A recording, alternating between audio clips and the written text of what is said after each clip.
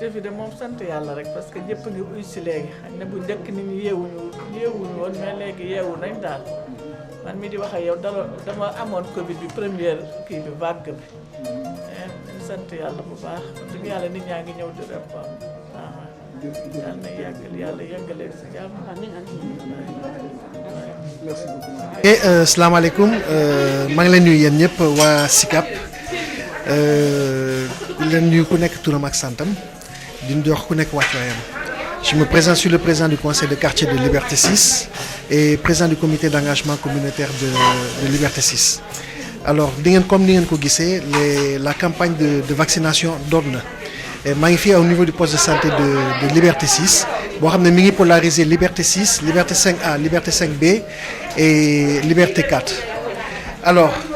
maa ngi vraiment remercier les populations parce que boo gisee y a une mobilisation qui a été faite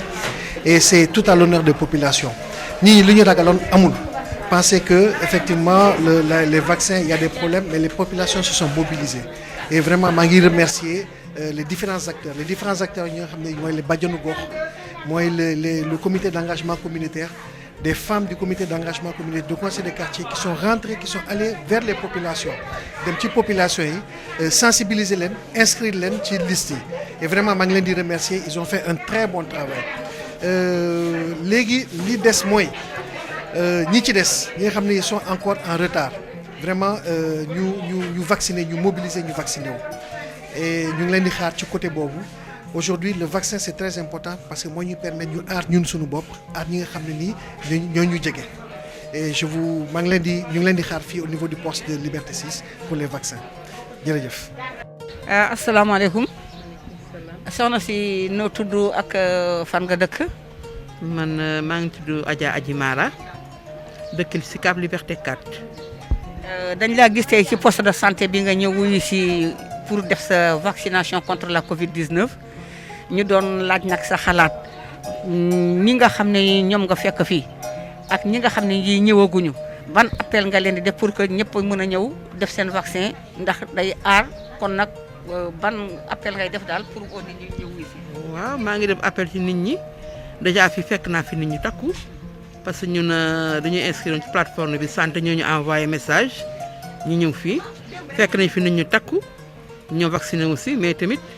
maa ngi def appel tam ci nit ñi ñu ñëw ndax vaccin bi lu baax la daf ñuy aar ci suñu santé waaw ku ñëwul tamit na nga ñëw inscrire soo ñëwee bàjjenu gox dina la inscrire nga daal di vacciné wu. bi nga ñëwee fii tamit fekk nga fi personnel de santé bi ak seen dispositif naka nga ko gisee ak vraiment naka nga leen di qualifier quoi. personnel de santé bi moom accueillant nañu trop te ñu ngi nekk ci disposition nit ñi ak respect vraiment du ñu jël y a pas de problème vraiment. kon soxna si jërëjëf kon ñu ngi lay jaajëfal bu baax a baax. waaw asalaamaaleykum noo tudd fan nga dëkk. waaw tey da nga ñëwoon ci vaccination bi contre Covid bi waaw noo gisee dispositif bi nga xam ne moom ngay fekk ak ni nga fekkee ñi nga xam ne ñooy personnel de la santé ñu toog di leen xaar ban appréciation nga ci war a mën a joxe. c'est très bien fait ça se passe bien kontaan nañu ko lu ñëpp ñëw bu vacciné wu vaccin rek moo koy faj. soxna si lan nga wut si fii nga toog nii. asalaamaaleykum wa rahmatullah. xanaa mbas mi nekk ci dëkk bi rek jaaxal nit ñi kenn xamul foo jëm kenn xamul looy def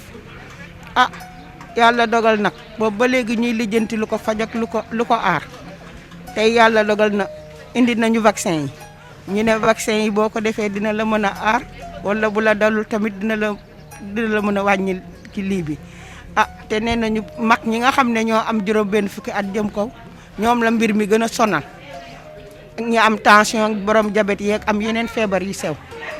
yàlla dogal na ñu ne ñooñu la ñu war a njëkk a vacciner comme que ñooñu la ñu war a njëkk a vacciner nag te boo gisee lu baax loo xam ne c'est la santé pour tous nga war caa dem rek seet noo coy def ba bokk ci laa waxee sama sët bi nekk ca kër ga nag mu inscrit ma foo ñuy inscrire mu ne ma ci plateforme bi mun naa la defal moom moo ma defal ba démb mu ñëw ne ma sama numéro ngay jël yóbbu message bi ci lañ ma woo boo xëyee na nga dem poste de santé Liberté 6 loolu daal moo fi indi di ñaan yàlla tamit ñi nga xam ne tamit dégg nañ ko wala xam nañ ko te bëgg lu baax te bëgg wér ndax yàlla dimbali ñu nii def ñu ñëw def ni man rek. ah soxna si kontaan nañu ci mbir bi nag wax dëgg yàlla li waroon yëpp wax nga ko. asalaamaaleykum waa mbokku Sicap commune de Sicap Liberté man El Hadji Boucar Diouf délégué de quartier Liberté 6 extension cité ambassade de France représentant le président Samba Fall de Liberté 4 empêché ci sama tur ak ci turu ñoom ñëpp les 9 délégués de quartier de la commune maa ngi leen di nuyu di leen sant di leen gërëm maa ngi woo tous les délégués de quartier de la commune de Sicap Liberté maa ngi woo population bi ñëpp ñuy ñëw ñàkku si donc maa ngi woo ñëpp ñi nga xam ne ñoo ci kër yi mag ñi moo xam ku ñu góor ñi ñu jigéen ñi ñoom ñëpp nañu gëni ñu ñëw ci poste Liberté 6 ci immeuble yi bu ñu ñëwee rek nañu mën a ñàkku lépp li leen war rek nañ ko defal incha allah jërë ngeen jëf maa ngi leen di sant di leen gërëm. waaw merci beaucoup maa ngi remercier population bu Sicap Liberté parce que tey la ñu démarré campagne de vaccination bi mais tey sax on était débordé man j'étais surpris que engagement les personnes âgées de plus de 60 ans ni ñu ñëwee fii ci poste de santé bi gis naa daal seen engagement bu baax ci vaccination bi maa ngi leen ci encouragé tamit di leen ci remercier bu baax di lancer appel aussi tamit les plus de 60 ans bu ñu leen envoyé message ku ci nekk sa poste de santé wala sa centre de santé bi nga xam ne moo nekk sa zone de responsabilité foofu ngay ñàkkoo maanaam message bi ñu lay envoyé turu poste de santé bi nekk ci wala turu centre de santé bi nekk ci foofu ngay dem nga ñàkkoo loolu. waaw fu ne nii ñàkk bi ñu ngi ko tàmbali ci plus de 60 ans yi ba ñu paree ci personnel médical bi ci ñu ngi ñàkk personnes âgées de plus de 60 ans. comme ni ma ko waxee léegi nii vraiment man j'étais surpris ba ma gisee engagement plus de 60 ans yi ni ñu ñëwee ñoom ñëpp nee naa la tey soo ba léegi on était débordé ñoom ñëpp a ñëw wax dëgg fa yàlla amul kenn ku manqué sa ñàkk fu ne nii campagne bi dina continuer ba lundi incha allah. waaw vraiment man ñooñu aw ma seen fay ku ci mel ni les bàjjenu gox de Sicap Liberté. les imams, les relais communautaires, l'engagement communautaire de Liberté 6, Liberté 4, Liberté 5. Vraiment, man ñooñu awma seen fay parce que depuis ba ñu déggee campagne bi ba léegi ñoom ñooy toog sax di inscrire les personnes âgées ñoom sax ñoo leen doon inscrire pour ma wax la ne man sonn ma ci noonu sax lépp liggéey bi yëpp ñoom ñoo ko def maa ngi leen di remercier bu baax di remercier aussi tamit la présidente Ndeye Fatou Diouf moom tam gis naa taxawaayam bu baax ak équipe am bi vraiment les 9 bàjjenu gox kontaan naa ci ñoom bu baax a baax a baax les relais communautaires su ma limee daal damay juum les imams les personnes ressources l'engagement communautaire comme ni ma ko waxee daal ñoom ñëpp awma seen fay maa ngi leen di remercier bu baax délégué de quartier aussi Mohamed maa ngi koy remercier su ma limee daal damay juum daal merci beaucoup